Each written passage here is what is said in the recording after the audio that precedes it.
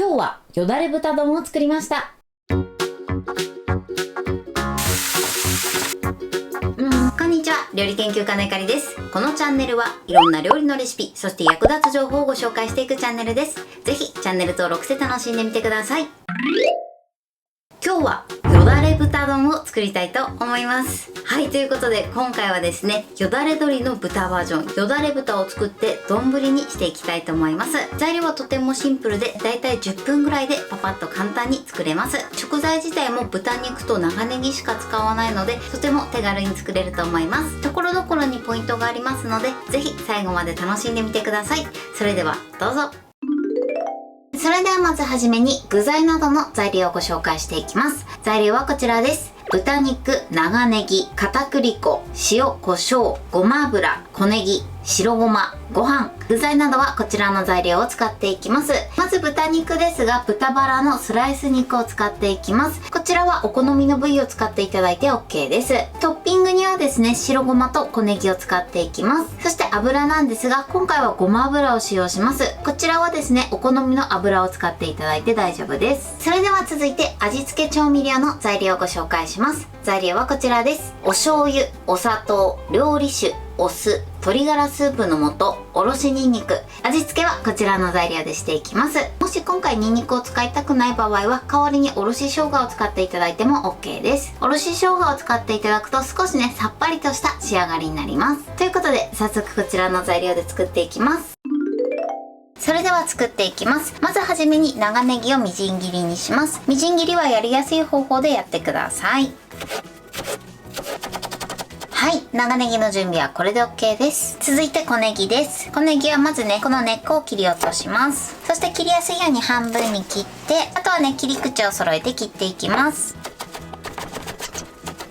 はい、トッピングの小ネギはこれで OK です。こちらね、もうすでに切ってあるものもスーパーなどに売ってるので、そちらを使っていただいてもいいかなと思います。続いてお肉です。お肉は食べやすい大きさに切っていきます。はい、こんな感じでまとめて切りました。そしたらね、塩コショウで軽く味付けをします。はい、で全体にね、つけましょう。ちょっとお肉をばらつかせます。軽くね、こうやって塩コショウをまぶしてください。そしたら続いてここに片栗粉をまぶします。結構ね、しっかりめにまぶしましょう。この時ね、お肉がね、丸まんないようにね、できるだけこうやって離してね、まぶしていきましょう。はい、片栗粉はこれで OK です。このようにね、片栗粉をまぶす時にお肉をね、一枚一枚剥がしてやっていただくと、炒めた時にね、お肉同士が塊になるのを防ぐことができます。ちょっとね、一手間なんですけれども、こちらをやってみてください。お肉の準備はこれで OK です。それでは続いて調味料を合わせておきます。器にお醤油、お砂糖、お酢、料理酒、鶏ガラスープの素、そしておろしにんにくを加えます。これをよく混ぜましょう。はい、これでお砂糖がしっかり溶ければ OK です。それではお肉を炒めていきます。まずフライパンにごま油です。そして火にかけます。火加減は中火で、まずね、油を全体に回しましょう。油が全体に回ったらね、もうお肉を入れてっちゃいます。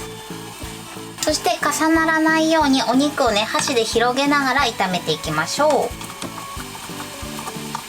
火加減はね、中火のままで OK です。お肉を広げながら焼いていきます。お肉にいい感じに焼き色がつくまで焼いていきます。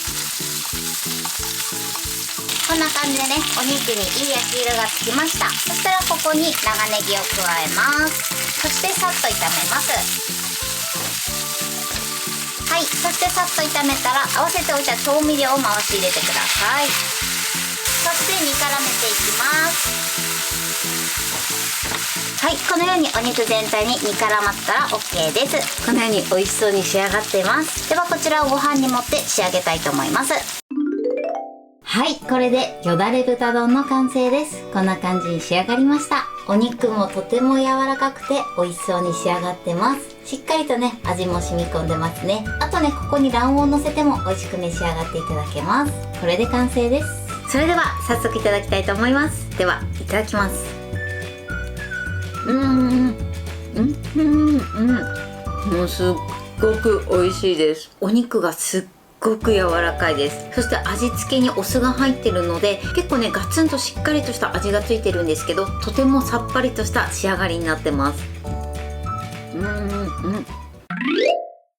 はい、ということで今日も美味しく仕上がりました。今回のよだれ豚丼のポイントです。まずですね、お肉なんですが、今回は豚バラのスライス肉を使ってます。こちらはお好みのお肉の部位を使っていただいて OK です。そしてお肉なんですが、食べやすい大きさに切っていただいて、その後軽く塩コショウをまぶして、そして片栗粉をまぶしてください。この片栗粉をまぶすときは、お肉を1枚ずつ剥がしながらまぶしていただくと、炒めた時にお肉は塊になってしまうことを防ぐことができます。ちょっと一手間なんですけれども、この工程をしていただくと焼く時もね焼きやすいかなと思います。そしてお肉を焼く時なんですが、菜箸でねお肉を広げながら焼くようにしてください。そうすることで焼きムラができず美味しく仕上がります。あとは刻んだネギをさっと炒めて調味料を加えて煮絡めるだけなのでとても簡単です。お肉を焼いた後に少しね油が多いなと思った時は、その場合はキッチンペーパーで余分な油を拭き取っていただくとギトギトっとした仕上がりにならず美味しく召し上がっていただけると思います。これはお肉の種類にもよってくると思うので、様子を見て油は拭き取ってください。今回丼にしたんですけれども、そのままご飯のおかずにしたりとか、あとはお弁当のおかずにもぴったりかなと思います。材料は手軽で作り方もすごく簡単です。とても美味しいのでぜひ作ってみてください。